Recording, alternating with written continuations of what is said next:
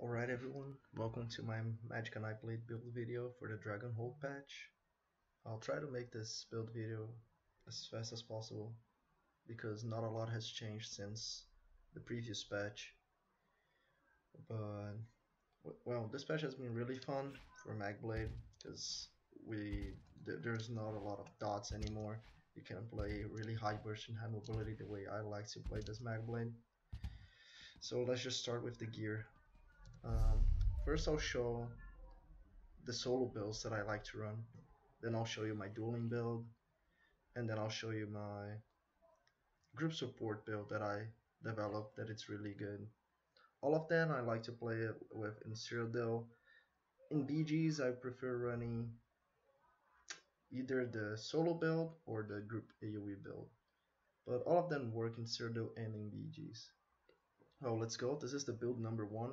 It's my solo build. It's what I usually run on my videos that you guys can see.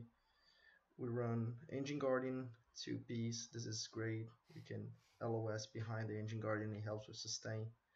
I run Bright Throat 5-piece on the body. All Wind Pen. I run 3 Calurian's Legacy Jewelry, 1 Magicka Regen, the other 2 spell damage, and a Caridon's Legacy Inferno Staff infused with Flame Enchant. This is the main burst of this build. We also have good max Magicka, around like 39,000 in both my bars, which has really high burst. You can burst the target down from like 50% to 0 with this thing. And then on the back bar, the Black Rose Resto Staff with the Escapist Poison. This poison is really good. I'll show you my skills real quick and I'll explain why I run that poison. Basically, nothing changed here. We still run the same skills from last patch, but now instead of cripple, I'm running debilitate. Debilitate helps with sustain because now I'm not running Witch Mother anymore. I run the Tri-Stat drink. I'll show you what it is later. But debilitate helps with sustain, and it's not bad damage, but it's better than cripple, I think. But since I cannot immobilize my target anymore, I run this poison. It's like a variation from cripple, and it helps me to kill my target, and it also gives me mobility. It's great. Well, this is the first build. It's what I do solo. Same skill, Swallow Soul, Impale. This is great. I don't like running my Magblade without Impale, only if I have like really high burst. Debilitate, Assassin's Will, Clench to stun the target and end with an Assassin Will, and Soul Harvest. Just a reminder, Soul Harvest also buffs procs, so if you run procs on your Magblade, Soul Harvest will buff them. Shade, this is the best skill that Magblade has. Race Against Time, it's great, gives you like Minor Force, Major Expedition, and also removes snares from you. Leeching Strikes, yes, I run the stamina based. I block a lot and I roll dodge a lot. That's the main way I mitigate damage blocking and I avoid damage dodging. That's the main thing. And I run the invisible cloak still. I'm not running dark cloak. That's not really that good. It's really good in duels. It's great, but in open world I like not being damaged, so I'm not gonna run dark cloak. You can run it if you have like above 30k health. Then healing ward. They changed healing ward. Now it gives you like a healing every a couple seconds. The way it works exactly is that if you're fighting and you just pop your healing ward and then you continue to fight, it will probably you will probably lose the shield while you're fighting, especially if you have dots on you. So what you want to do when you're fighting and you're being pressured, you need to have your shade in another spot that's a safer spot. So let's say I'm fighting somebody over here. What I do is that I pop my healing ward, I go back on my shade, and then I cloak. Cloak will stop you from being damaged by dots, while your healing ward will heal you on that duration. If you just pop your healing ward and continue to fight multiple players, they will kill your shield and you're not going to get any healing. And for the ult, we run Lights Champion. It's the resto ult, gives you Minor Force. I like to run that. You can also run Soul Siphon. It's a great healing, but I would rather run Light Champion. It's cheaper and it's easy to use. You can just pop it and then run away when necessary. For the food, I run Spring Loading Fusion. The pots, I'm still running spell power pots, but sometimes I also run the sense of detection with major sorcery. I actually need to make some of these because I only have one now. I think that's basically it. Let me see here. Yeah, these are the stats. I'll show the stats buffed in the description. I'll just put the link there. I run the Lover Mundus, by the way. The Lover Mundus buffs Colurians, and it's really good. The second build that I like to run, it's a little bit different. I just changed the monster helmet to Zaan. Mines are divines because I use for PvE. But why do I run Zaan with this? Because I changed my skills on my front bar. Instead of running Debilitate and Clench, I run Lotus Fan and Fear. And I run Alley Drain instead of Impale, but this is a flag spot. You can either run Alley Drain. Alley Drain will debuff the resistance of your target, increasing the damage from Kalurian um, and your Zaan. You can run Impale if you want to execute people, or you can also run Debilitate for more constant pressure if you need. I keep changing between them. I don't have a favorite one. The back bars remains the same, and now the combo you have is that you just go into cloak with an assassin's will ready, and then you ambush your target. He will get minor vulnerability for 10 seconds. That will also increase the damage of your procs. Then you fear and you use your assassin's will. That will probably kill the target. If it doesn't, Zaan will. Those are my two builds. The pots are the same and everything's the same than the other build. Just change like 3 skills and the monster helmet. Those are my two solo builds. Now, this is a build that you can run in Cyrodiil. It's not that good because you will lack probably sustain. But I really like this build for dueling. It has really high damage. What we do here is that we run Magicka, we run 5 Bright Road, and 5 New Moon Alkali. Reminder, we need infused spell damage glyphs on this build since we're stacking spell damage instead of max Magicka. And Nirnhorn Alkalite staff in the front bar. How do we sustain with this build? We change our food. We run Witch Mother on this build instead of Spring Load Infusion.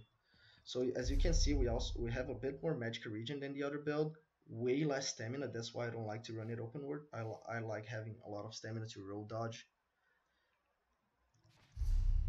And Newman Alkali will increase the cost of your abilities by 5%, and Molakina when it procs will increase the cost of your abilities by 20%. The way I play this build is that I play range because I'm really squishy with Molakina. I don't have LOS with like I have with Ancient Guardian, but my damage is great. I'll post I think my assassins will hit like 26k total tip when it's fully buffed. And the regen is also really good. This is what I usually run for duels. Because in duels, if you're dueling a very good player, he will avoid your Kalurians or block it. So it's better just to run Immune Alkali so you can just burst people with Assassin's Will and then execute with Impale. On this build, we still run, we don't run Lover Mundus by the way. I'll show you the buff stats on the description with the Apprentice Mundus so we can stack spell damage. If I remember correctly, we have around 5,000 spell damage without continuous attack on this build. We can see on the description later. Still running spell power pots. If necessary, you can just pop a tri-stat if you need more stam, but you will probably don't in duels because you have leeching strikes and that gives you a lot of stamina. Still running Shadowy Disguise, but if you're just doing this for duels, drop Shadowy Disguise for Dire Cloak will be a way better heal. Okay, now for the group build. This is a build that I put together when I was playing with a couple friends of mine. We needed a player that was not a full-time healer but could help the team with damage and healing. So this build also has Bright Road, but he runs Spell Power Cure in the back bar, all infused spell damage. We also run Bogdan to help healing, and we run a Willpower Inferno Staff on the front bar. This also has really good spell damage, so your damage will not be bad. Like you probably have more damage than most of the players in your group, but it doesn't matter. You're there to support them and to heal them. What changes here is what changes here are the skills. We changed a lot here. We put Sap Essence in our bar instead of running Spell Bar Pause. We run Tri-Stat. Put Sap Essence because it damages enemies, gives you major sorcery, and it heals your friends. So this build is made for you to run with a group with more than 4 players that are bowling against Zergs. On the back bar, you're there to support. So we drop the cloak and we run Combat Prayer, Refreshing Pad, Phantasmal Escape, and Leeching Strikes. What we do here is that we get our speed from Refreshing Pad and we remove snares with Phantasmal Escape. That will also make you a little bit more tankier. And Combat Prayer is a burst healing.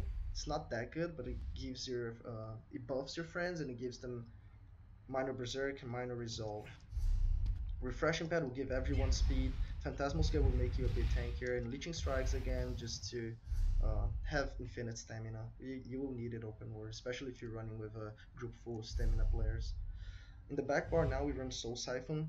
This is probably the best healing for groups right now. You just pop this thing and everyone goes back to full and they get AoE major vitality.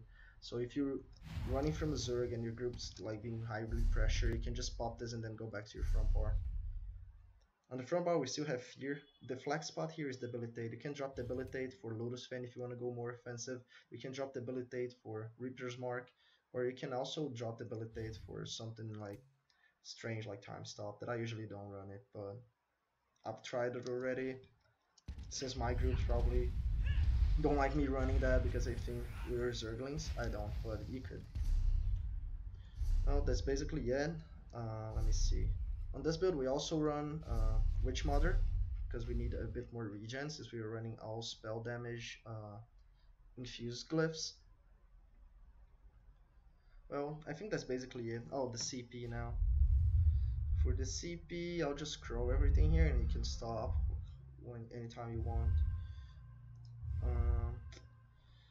A commentary here, 61 points into blocking because I block a lot. If you're not running Soul Harvest, you don't need any points into B4.